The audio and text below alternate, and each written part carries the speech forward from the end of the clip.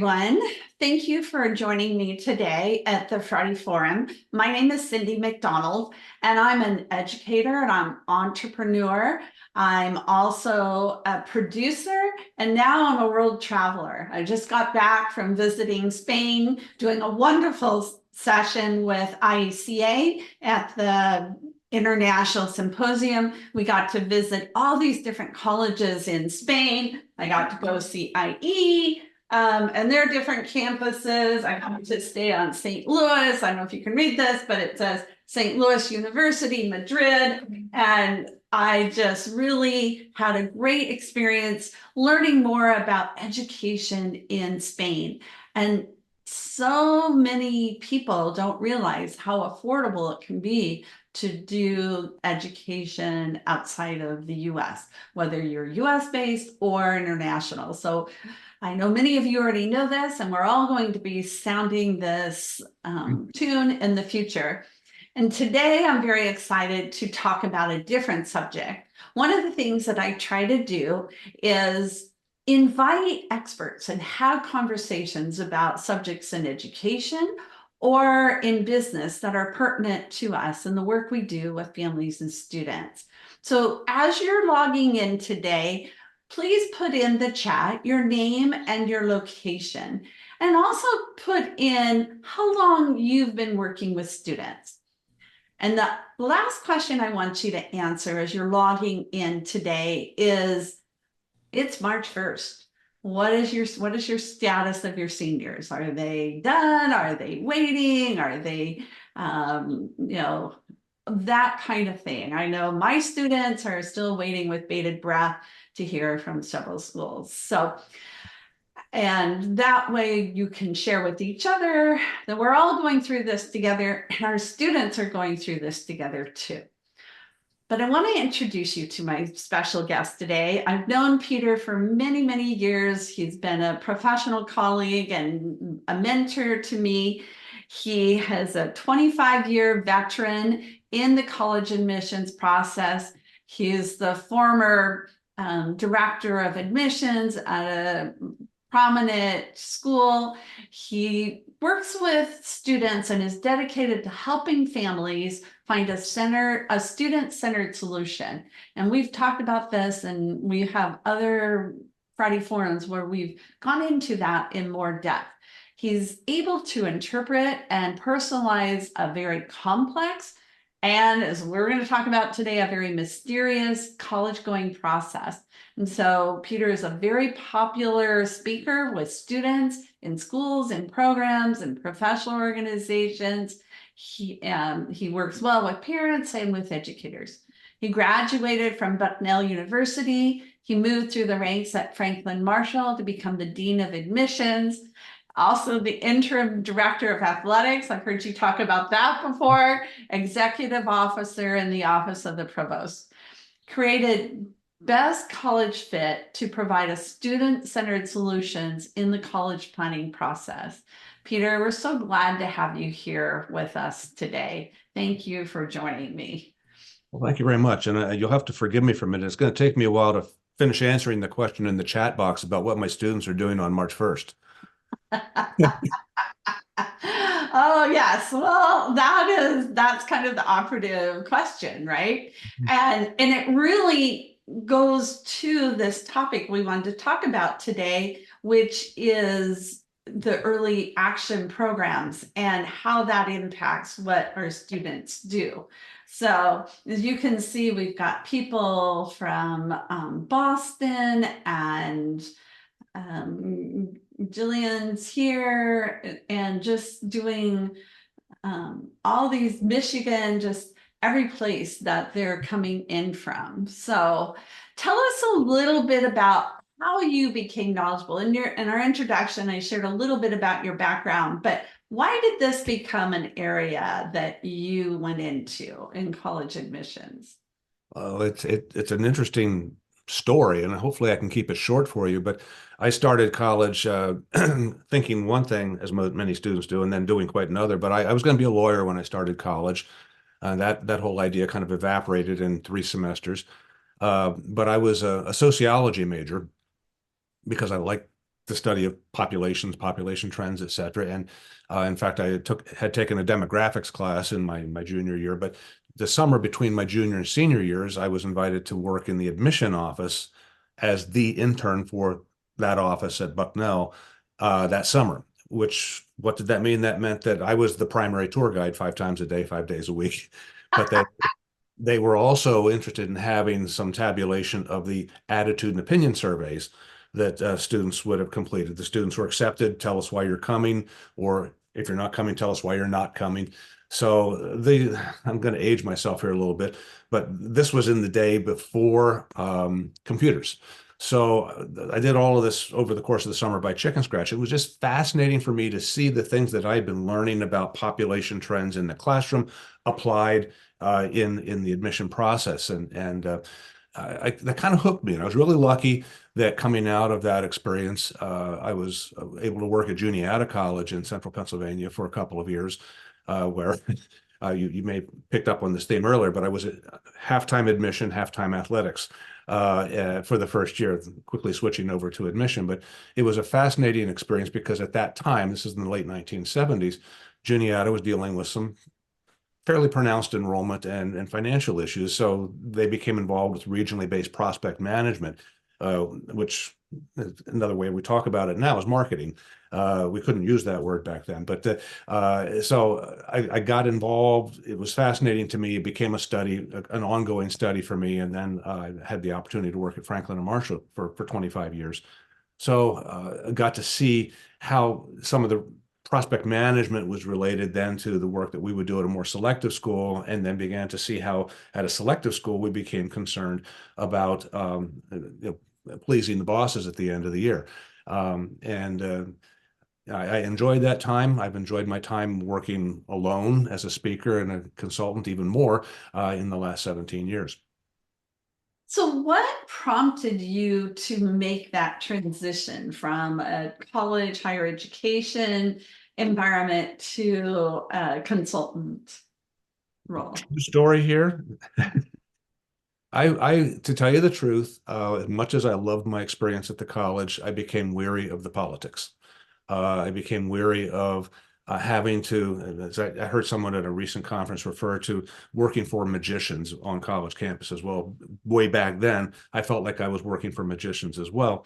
And since I've been doing things on my own, I've never had a better boss. So it's I think given me the liberty to find my voice and to reach a wider audience of students and parents than I would have if I was just at the college. So I've had a blast doing the things that I've done. I've been all over the country, all over the world with presentations. It's only recently that I've done any kind of work with students. I don't aspire to have huge practices or huge practice, but the client work, obviously, as you know, kind of keeps you current with the process as well. And but so that's why I made that move. I just felt that you know it was going to give me a broader platform to reach more people with important messages about student-centered college planning. And that's the main theme. I know that's a core theme of everything you've done is about student-centered. When you started in college admissions, how many application dates were there? When I started, we had a February 10th regular deadline and a November 15th early decision deadline. That was at Franklin and Marshall. When I was at Juniata, we had rolling admission. So we kind of opened the process for application review in the middle of September, and we would just continue then until the class was full. So when did colleges start implementing early action and early decision? Well, early decision and early action really date back into the 1970s at least. And I think it has an awful lot to do with a term that we hear often now. We'll call it enrollment management. And I don't know that I can give you an exact history of who did what and when, but I would say this: for people who do the work that I had done, there are two primary objectives. If you're the dean of admission, you're the vice provost for enrollment, you have two primary objectives. One, get the class. Not more than, not less than, you get the class. And the second is you want to make sure that you present a descriptive bundle around that class that looks good. So you want to get the class and you want your school to look good in the process. And rankings had an awful lot to do with exacerbating that, because rankings put out some parameters for us that we needed to adhere to. And then the one that's had the longest lasting effect, even though rankings allegedly don't consider selectivity anymore, but selectivity is the one piece that the magicians on our campuses look to the admission officers and say, we can't change our student to professor ratio overnight. We can't change this but we can change our selectivity. So we want you to become more selective. And that's really kind of at the heart of where things have gone. Initially, early decision, I think, was designed to give institutions an opportunity to get literally an early look at the start of their class. And frankly, from a financial point of view as well, you can not only see how many you have, but you can build your revenue base, your tuition revenue base on that. And then as you go into the regular review, you know more precisely what you have to deal with.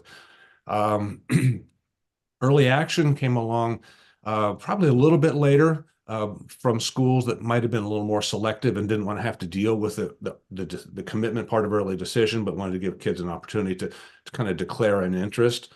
And as you know, early action does not require commitment.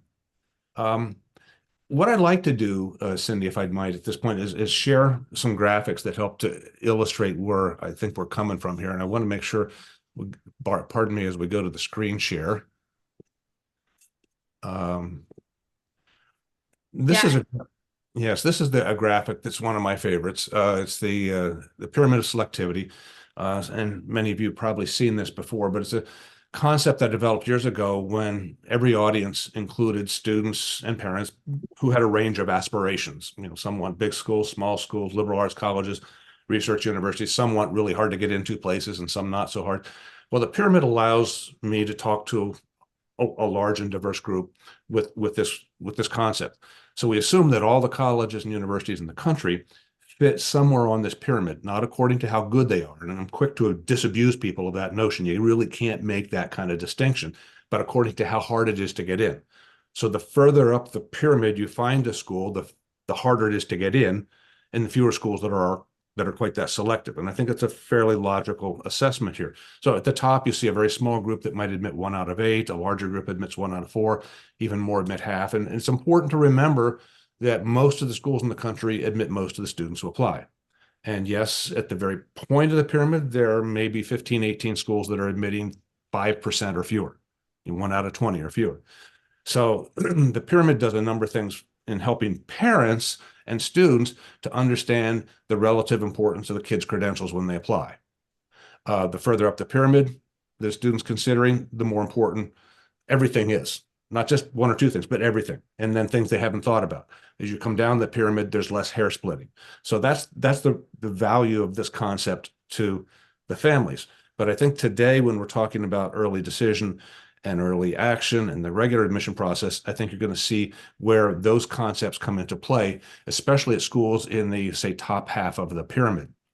So if we're trying to look good in getting the class, there are going to be a number of places where we can do this. So let's take a look at that enrollment model. This is a simplified version.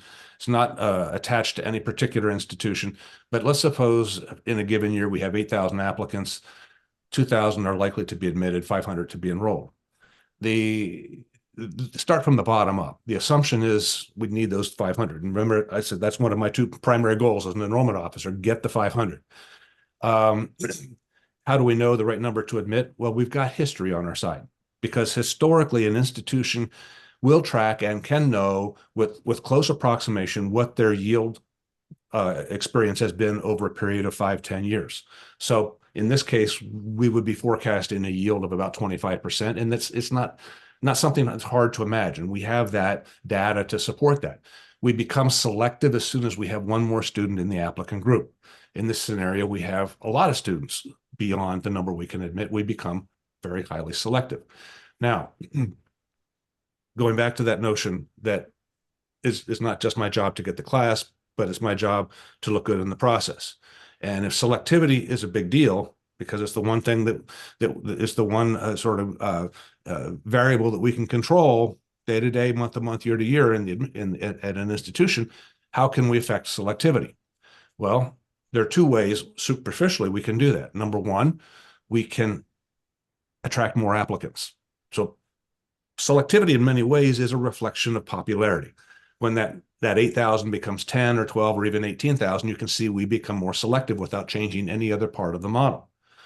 The other thing, and of course, colleges are want to do that. They're going to keep generating more students into their applicant funnel. The other thing we can do to affect selectivity is admit fewer students. So if we can improve the yield on the offers of admission that we make, we can reduce then the number of students to admit. And this is where there's a certain degree of intentionality that has come into play at many institutions. Because yes, we want more applicants, we can become more selective, but let's admit fewer and become more selective. And I think some of you have had dealings with institutions that have rather meteoric rises up the pyramid over a short period of time. 5-10 years, they've gone from admitting 50 to 60% of their applicants to admitting maybe 20 to 15% of their applicants. And they're getting even harder to get into. I'm going to give you some sense now as to why that can happen. But I wanted to introduce, though, the notion that selectivity is the pressure point on our campuses. Yield, something that we can manage through the admission process, will help us to become even more selective. So I'd like to introduce you now to what I call the doors of enrollment. And I'm kind of laying it all out there for you right now to see. Normally I would have this animated, but I'm not quite that clever today. But selective institutions will receive or will consider students at different stages of the enrollment process. So we've got early decision for many schools, early action, regular decision, waitlist, and other. And other's a factor here too.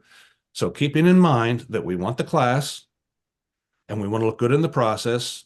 And then there's sort of a sub goal here too. And that is, yeah, let's make sure that we have enough money to pay the bills, and a little extra would be good. All right. Now there are other sources of funds to the institution, but tuition remains the number one. So let's think about early decision. If we have, let me back up and ask the question this way. If we want to enroll one student, how many students do we have to accept to get one?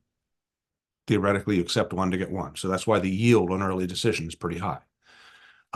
Conversely, in the regular admission process, how many might we enroll to get one?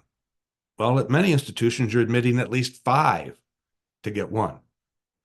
So in the selective admission process, institutions are saying, why should we be taking so many low yield students out of the regular process when we can push early decision and get more students to come there? I think I have this organized correctly, so bear with me if this doesn't work right. Here we go. Let's look at the impact of early decision enrollments. Let's suppose that this year we as an institution have decided that we want to increase our early decision enrollment by 50 over last year. And let's suppose we're successful. That means that going into the regular admission process, we need to account for 250 fewer offers of admission. You understand? In the regular process, we're admitting 5 to get one. So if we don't have to find 50 more enrollments out of that group, that's 250 fewer that we need to admit. At the end of the day, we've admitted 200 fewer students, become more selective, and we get a big raise. Okay? Is this making sense? Yep, it makes total sense. So you're accomplishing several objectives at the same time. You're still enrolling the same class, but you're having to admit fewer students and be more selective. Exactly. And there are all kind of sidebar conversations then too about who's in that early decision class. Well, I'll give you just quickly the mindset that many admission officers have about early decision. When they look at an early decision candidate, the question typically will be, if she were to be a regular decision candidate, do we think we might admit her then? If we think we might admit her later in regular decision, we'll take her in early decision. So we're willing to bend our expectations down a little bit to accommodate students who will be coming in and they'll be high yield. And frankly, many institutions are targeting full pay kids in early decision. I say many, not all, because there are a fair number of places that still try to be fair in the process, that will try to treat the early decision students with need the same way they would treat the regular decision students with need. It's also, I think, very clear that very few institutions will admit and award scholarships, merit scholarships to students in early decision. They'll want to wait until they see the whole scholarship pool before they start to do that. But you can see how early decision can really materially help the institution improve its performance on yield and then selectivity. Now, theoretically, early action, that's another early opportunity, isn't it? Wouldn't that help? Well, early action, because there's no commitment on the part of the student to enroll, early action has a different place in the dynamic here. So when an admission office is looking at early action candidates, the thought process sounds like this. Well, if he were to be a regular decision candidate, do we know beyond a shadow of a doubt that he would be one of our superstars? And if he projects to be one of the superstars, grab him early action. Okay. That doesn't mean that the kid's going to enroll, but it means that that institution doesn't waste an offer of admission on a student who's not at least going to be a very highly attractive candidate. Students who are early action and deferred really stand an equal chance later on in the regular process, and slightly better than equal chance. Conversely, early decision candidates who are deferred to regular probably stand a lesser chance than the regular candidates because they've already had their best shot in early decision. So in most institutions, the yield on early action will be pretty high because they're able to start offering special opportunities, preferred housing, maybe scholarship, an internship, all kinds of things that will help that student to want to enroll. And many institutions that offer both early decision and early action are finding that through early action, they can cherry pick their top candidates, and then they'll approach them with a letter that says, you know what? You apply early decision, we can wrap this up. We can make this a really happy day for you and us. Okay. And that drives us counselors absolutely crazy. It's so frustrating. I hear you on that, and I encountered a student this last year. I won't mention the name of the student or the name of the institution, but had applied early, and this is a really interesting dynamic. Had applied early action. This is a 3% admit school, so one at the very top. Was deferred early action. Received a communication from that school that says, yeah, you know what, you might want to consider converting over to early decision. Implication being that gives you a better chance.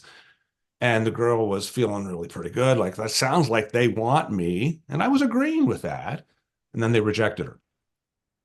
Oh, no. Yeah, it's hard to predict what's going on. But I mentioned that simply to illustrate the sort of the fluidity of this process at different colleges and universities.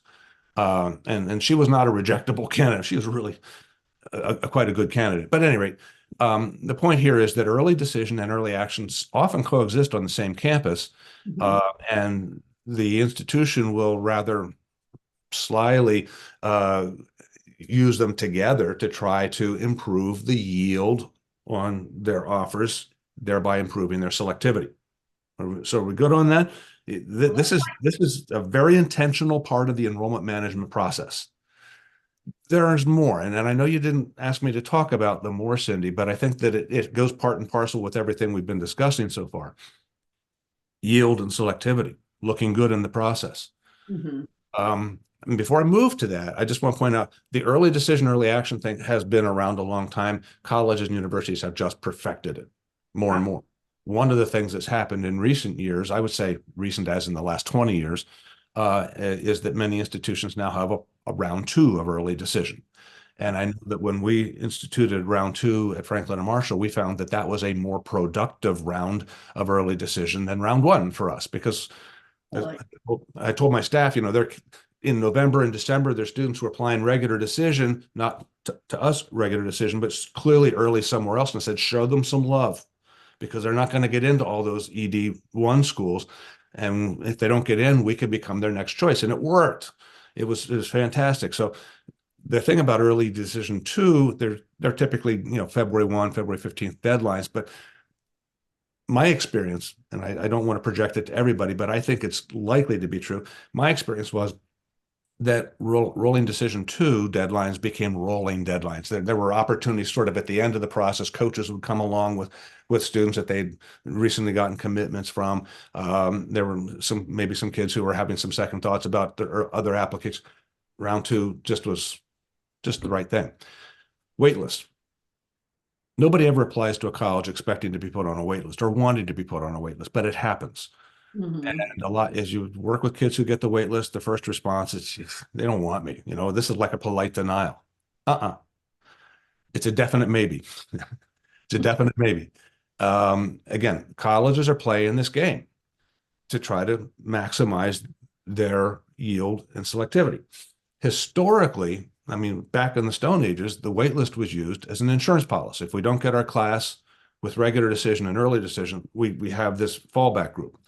But colleges have known, and I'm not going to get into the mechanics of how this works, but colleges have known for a long time that they can manage the wait list at a very high yield rate.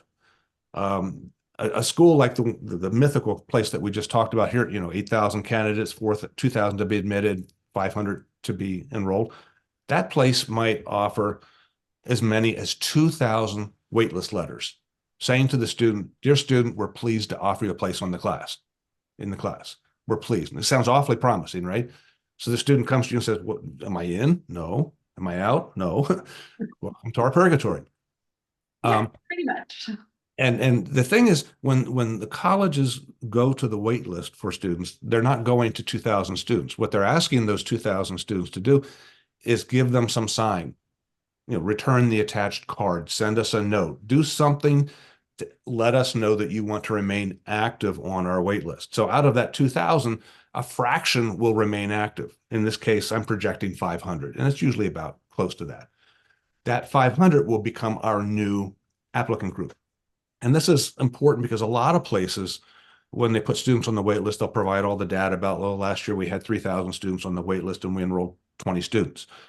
And you're thinking, wow, my chances really aren't very good at all. Well, that's a really bad misuse of data. They may have had 2,000 or 30 or 3,000 students who are offered waitlist standing, but from that group, their active waitlist was probably much, much smaller. And here's the thing.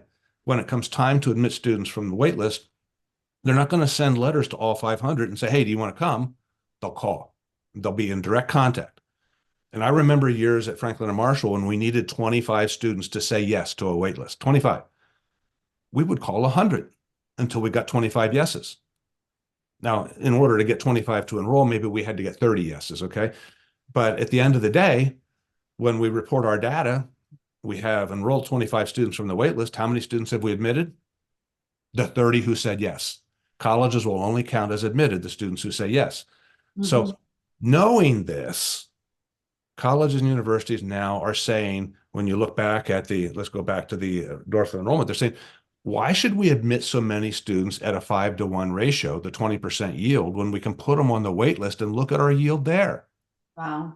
This is a development of the last 5 to 8 years that's really helped to move colleges up that pyramid. Keep in mind, colleges don't know about Peter's pyramid, but they want to move up that mythical pecking order, and that's how they're working it. So early decision at the front end, waitlist at the back end. They're trying to move themselves into the higher stratosphere of selectivity. A couple of years ago, at a conference, I heard a dean of admission report to the group that, and this is at a school that would be admitting roughly 30% of its candidates at the time, admitted that 65% of the class was coming from early decision, 10% was coming off the wait list. Oh, wow. Which meant that, 25% was coming from that largest group of regular candidates?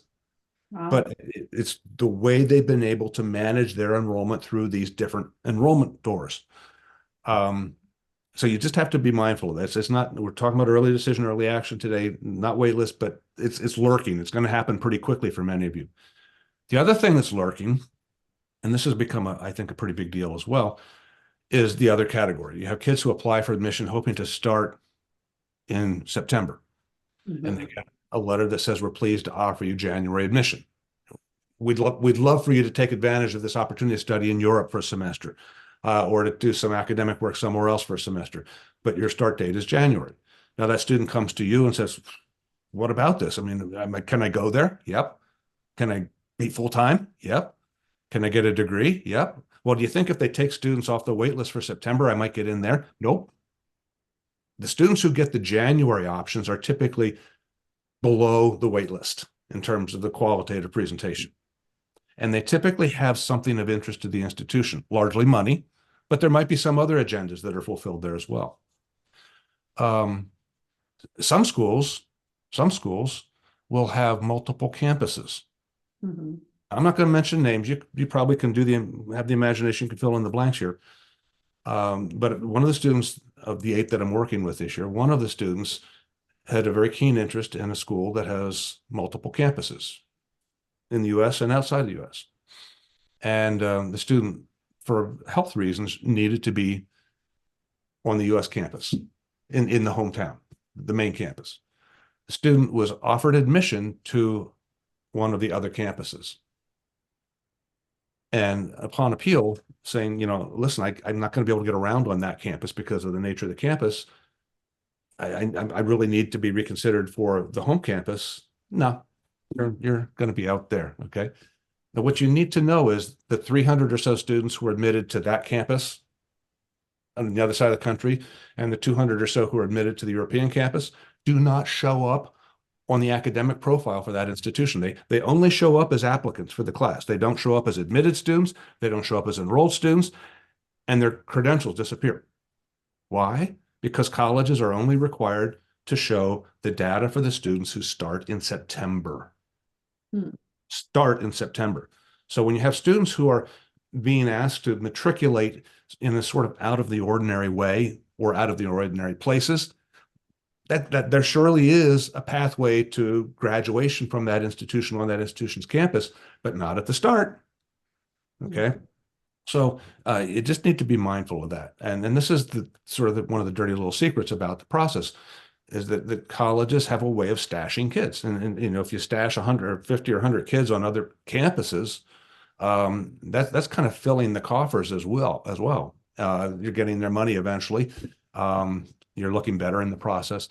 So you asked why I left college admission. I understood all too well how this works. I didn't like it.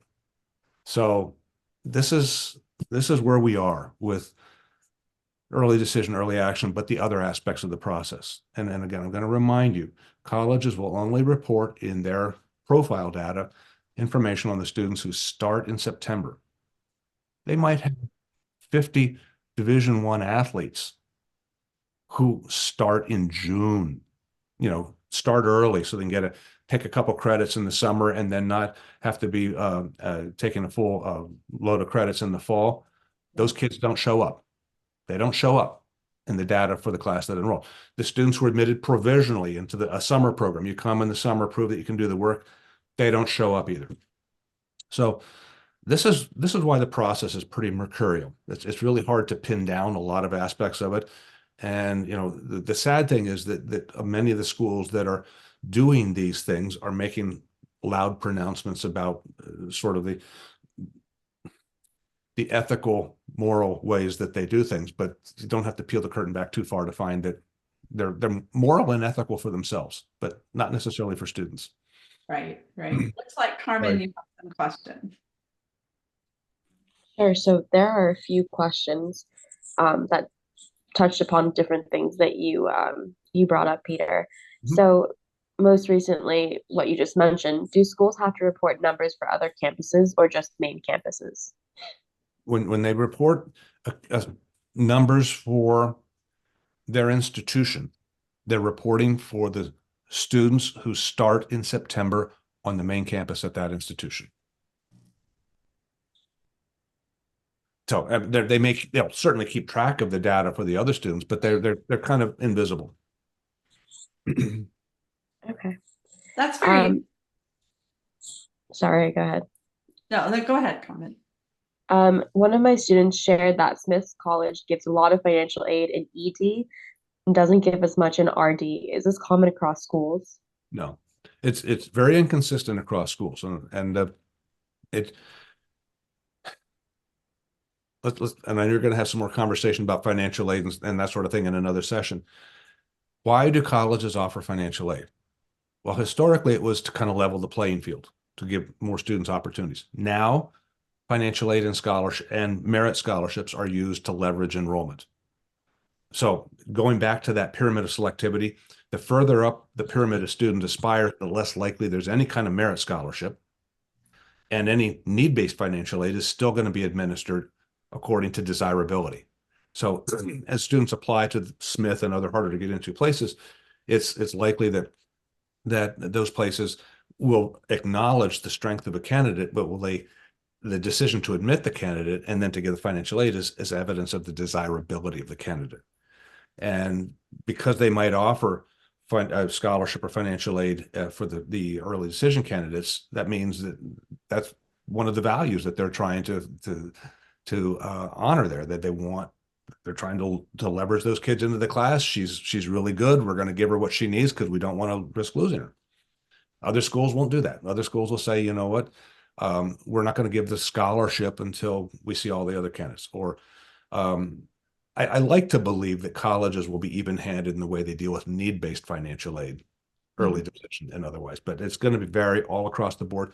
If there's any question, my strong recommendation, especially with early decision, if a family wants to commit to an institution early decision, and there's any kind of concern about cost and affordability, they need to approach the institution to get an early read, an early estimate of their expected family contribution.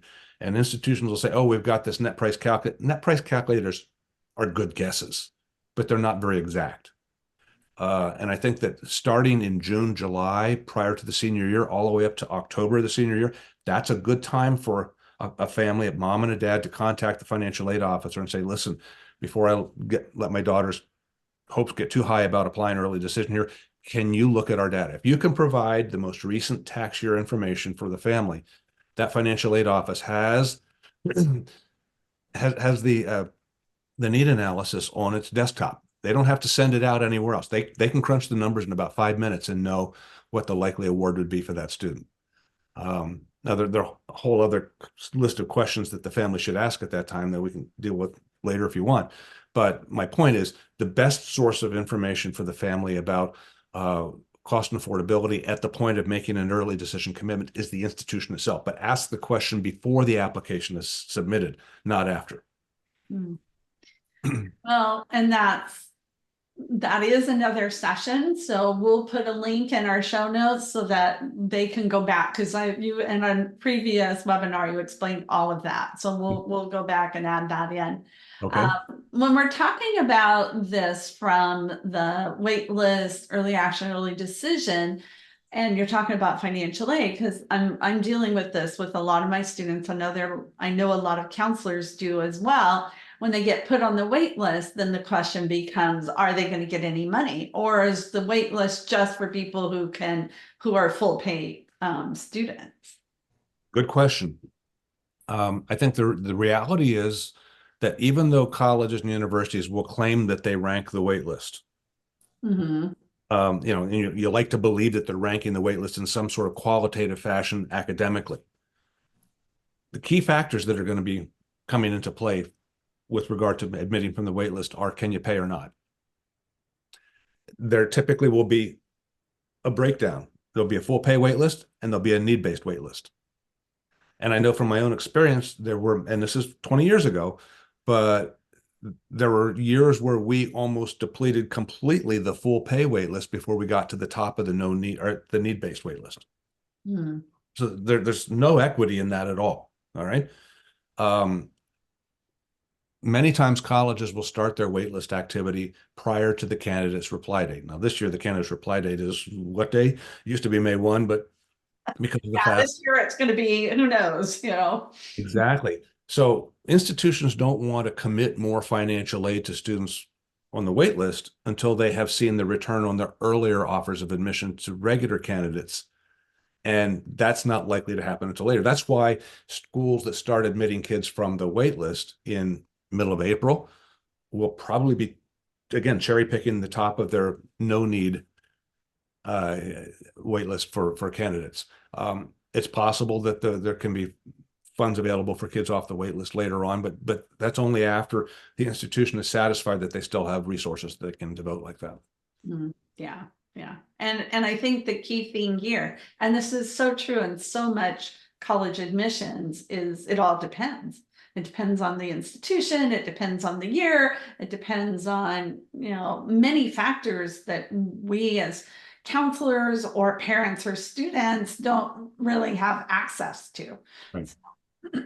We can only, so that leads to the next question of then what do we do as advisors when we have students trying to juggle EA, ED, and we didn't even talk about restrictive early action, which is a little, it's kind of an animal in and of itself. It's To me, and I'm glad we haven't talked about it, because I have trouble with the logic there. And restrictive early action, by the way, is offered by about half a dozen schools around the country. They're among the hardest to get into places, and they do it for reasons that are important unto themselves. But basically, they're saying you apply early action to our school, you may not apply early action or early decision anywhere else. Well, that's restrictive, right? And I think that the short of providing an enrollment option through that process is not fair to the student. I don't encourage students to do that. But hey, you do what you do. The second part of your question, I think, had less to do with restrictive early action, but I forgot where you were going with that. Beg your pardon. Oh, just how do we help families to manage this process, both in the beginning when they're starting their application, and now when, as we see, we're in the middle of the process, students are still waiting, and some have gotten, ED1, ED2 is probably pretty much done. EA1 is done. I don't know where ED2 is. Regular decision is around the corner. So, and like University of California, there is no early application. So students who are applying to programs like that, UCLA, UC Berkeley, and Stanford, and so they're just in this limbo. So they're very anxious about this. Well, I think that the first advice that you might consider is that when students are starting to imagine the college process, disabuse them of the notion that they need to find a first choice school. I mean, I met with a first-time family for me 2 days ago, and at the end of the conversation, Dad kind of leaned in and said, "When should we start thinking about early decision?" I said, "About 8 months from now." To me, it's important that families early in the process, right now, junior year, go window shopping. And you know what window shopping is all about. You're not going to buy, you're going to see. And I encourage families to window shop all kinds of places, because despite the rhetoric you hear from families about, oh, my kid's going to go here or I want to go there, they don't know enough about what's out there to make really well-informed decisions. So encourage them to visit 25, 30 schools if they can. All right. And encourage them to do deep dives into the school's websites. But now's the time to find out what's out there. And then I suggest to them that by the end of the summer, you should have a short list of maybe 8 or 10. I like 8. And if there's one school on that list that continues to emerge as the must-have school, then that can be your early decision consideration. But you won't know that until you have exhausted that window shopping experience. So number one, I suggest that we just get people to stop talking about and thinking about early decision in the junior year, and even in the summer of the senior year, prior to the senior year. And I think as advisors, I don't know how you folks run your businesses, but I try not to tell people what to do. I try to give them information that informs their decisions. And if I am encouraging them not to consider early decision now and they still do it, not much I can do about that. But I think that's one of the things we can do is just remind them of the importance of keeping their options open. And I also tell folks, some of you've heard me talk about this before, that there are 5 elements of a good college fit. And one of them is universally applicable, and that is the best college for the student is the one that will value the student for what she has to offer. It's the school that will admit her and will give her the assistance that she needs and will demonstrate its intent to invest in her. So when you're starting early with the process, be mindful of that element of fit. It's one thing to be qualified. It's another to be desired. And that's what you can help families understand, that they all believe, and you can tell me more stories than I know. They all believe that the kid's qualified.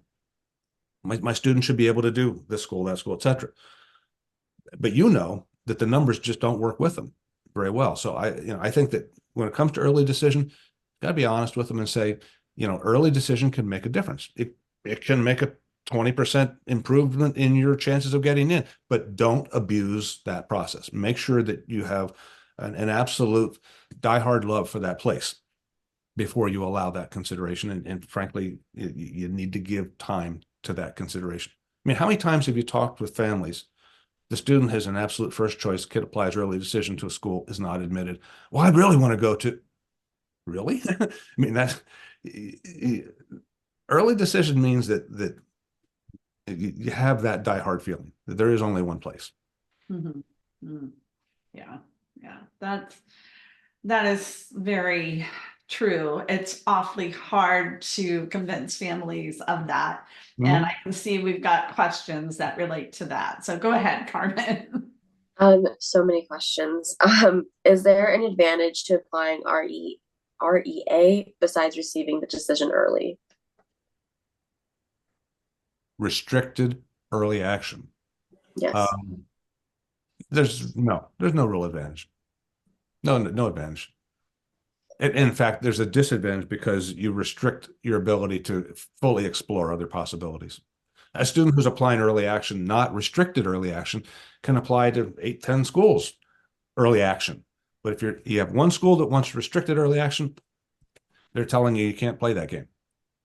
Yeah, that makes it, that's actually an impediment for the student, and the options that they're going to have. It's like you're putting all your eggs in one basket, and it's not giving any advantage. So that's very true.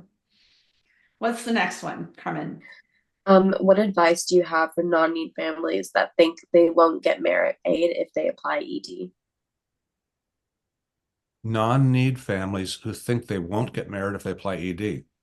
Well, Frank, my advice is don't apply ED if there's any contingent factor in your decision making.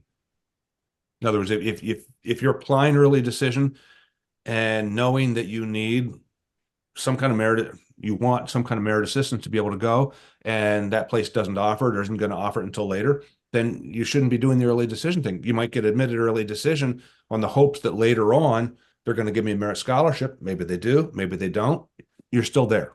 If you don't get it, if you had hoped to receive need-based aid and that need-based scenario doesn't work out, that is a legitimate reason to reconsider that commitment. But no, not merit. You need to approach early decision having completely addressed all possible contingent factors. Well, and I think that relates to the whole issue that we're addressing in the system right now, and it's really being highlighted with the changes in the FAFSA, and we're going to talk about that next week.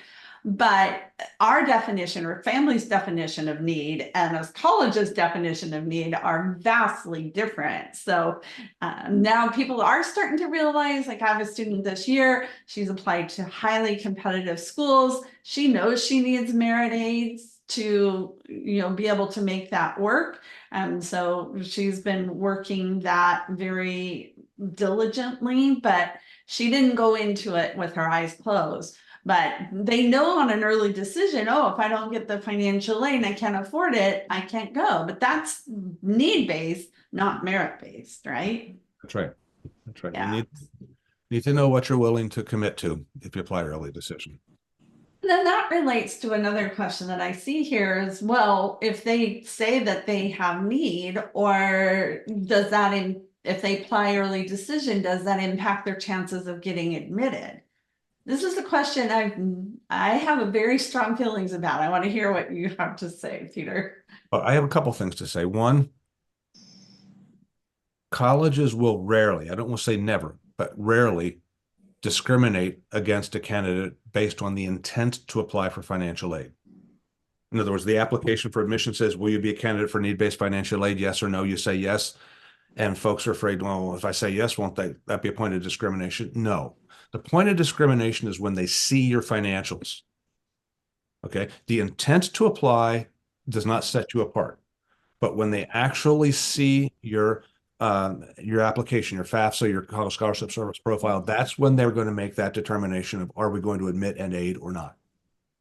So again, if the family is intent on pursuing need-based financial aid and wants to consider early decision, you can't let them do that if they've not approached the financial aid officer to get that early estimate of the expected family contribution. Applying, getting in, and then hoping it will work out later, that's taking a big chance. It's taking a big chance. It's possible it could work out later, but it's also possible that it won't. You need to have certainty. And moms and dads know that that's a big financial nut. And you know, if they have had a certain number in their minds for a long time, and the institution comes up with one that's radically different, it's a problem. And by the way, I know you're going to talk about this next week, not with me, so I'm going to throw this in if I might. Sure. One of the reasons there's a big discrepancy between what colleges might say a family can afford and what the family wants to or believes they can afford is the family's first information about what they can afford comes from the FAFSA. Mm-hmm. You complete the FAFSA, put all the data in, and within seconds you get the student aid profile. You get to see what I hate this word, but the student aid index is going to be. I prefer expected family contribution, but at any rate, you see a number. You might like the number, you might not like the number, but you get used to it. It's in your head. Months later, you know, when you apply for admission, that number is still in your head. Now, at many private schools, you'll also be completing the college scholarship service profile. It's a different methodology, radically different. Whereas the old FAFSA, I don't know what the new FAFSA will look like, but the old FAFSA might have had 25, 35 data points. The profile could have 80 to 100 data points. It's a much more granular look at the family's financial situation. There can be a differential in the need analysis between the two of $20,000. That's why the family that's carried one number in their head from the FAFSA all the way through the process, all the way to the point where the kid's been admitted, and now here comes the financial aid. Oh, they want us to pay $20,000 more. Where did that come from? It came from the profile. And the problem here is as much transparency as there is with the FAFSA, there's none with the profile. You don't get insight into what the result was there. The college is going to play sort of a shell game with that. And the way they'll play that game is they'll look at the student and say, is this one of our superstars? Do we want to invest the best resource possible to get the student? We'll use the FAFSA to rationalize a financial aid award that is greater than otherwise. If the student's certainly good enough to be admitted, but not one of our superstars, we can use the profile to justify a less financial aid award. So the games colleges play. Yeah, yeah. And that's why it goes hand in hand with early action, early decision, and it generates a lot of questions and uncertainties. So thank you for sharing that and explaining that, because that's something we get asked as parents. You know, parents ask us all the time, and being able to say, no, it's not going to disadvantage you to say, yes, I need financial aid.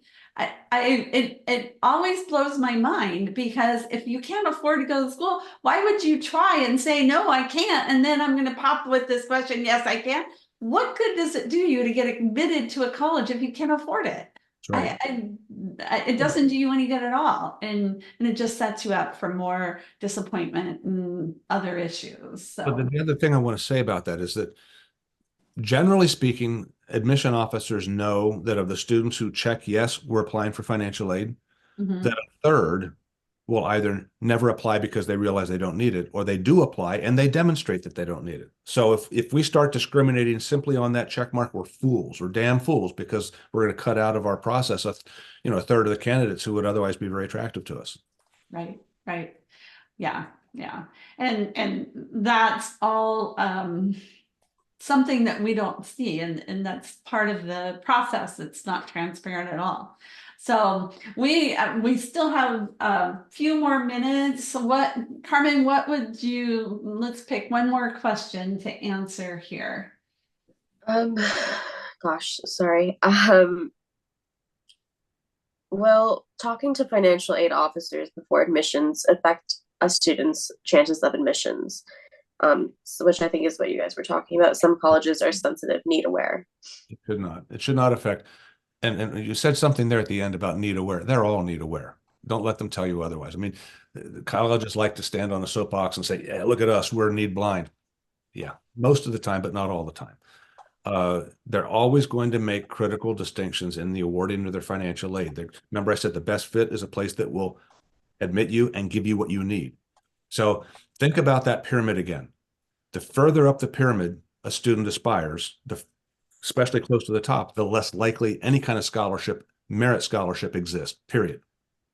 Because those schools will admit you and say, that's your scholarship, you got in. Okay.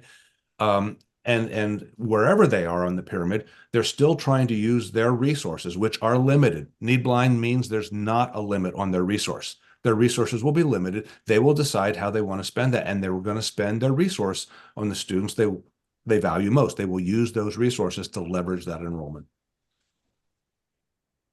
I hate to be so dogmatic about this, but I presented at NACAC a lot over the years, and every once in a while, I mean, the sessions are typically intended for counselors, and every once in a while, a college admission officer will sit in the back, and I think, oh, geez, they're not going to like this. Every time they've approached me afterwards and said, you know what, you did a good job. You've told them things we can't. Right. Right. And that's, I feel from my friends on the college admission side, because they are having to work for magicians, which means that they can't always reveal the magic behind their tricks. Yeah.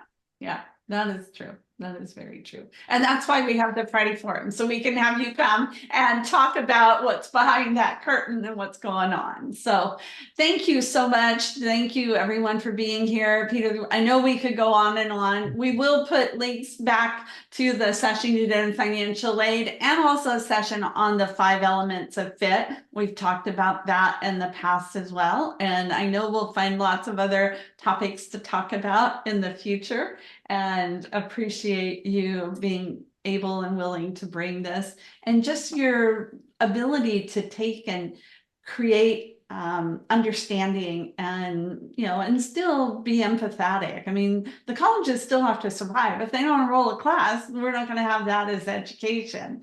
So we have to look at it from both sides of it, right? Well, I'm delighted to be able to support your efforts, and anytime. Well, thank you. Well, and thanks everyone for being here today. Join us next week. Carmen's put in the chat where, as we've talked, we're going to talk about financial aid with Jeff Levy, and we're going to talk about the new FAFSA, kind of some of the challenges, that are going on with that, and things that many of us are aware of, but we'll have a conversation on that. And in a couple of weeks, we'll have Bob Schaefer from Fair Test. We'll talk about the digital SAT and how that goes. So if you've got students taking that, I'll be interested to hear how that goes for you, and share your experiences and things. And I've come back thinking, gosh, I've got to have more students look at colleges in Europe. I mean, they can go to this University of St. Louis or St. Louis University for half the price and be in Madrid, and that they could and be in St. Louis. So it is another part of evolving dynamics and opportunities in our industry, because students are not just saying, oh, I'm going to study abroad for a semester or a year. They're now starting to think, I'm going to study abroad and get my degree. So we'll be excited to hear how that goes. So Carmen, thank you for being here today. Again, Peter, thank you. And thank you everyone for being here. I hope you all have a great weekend.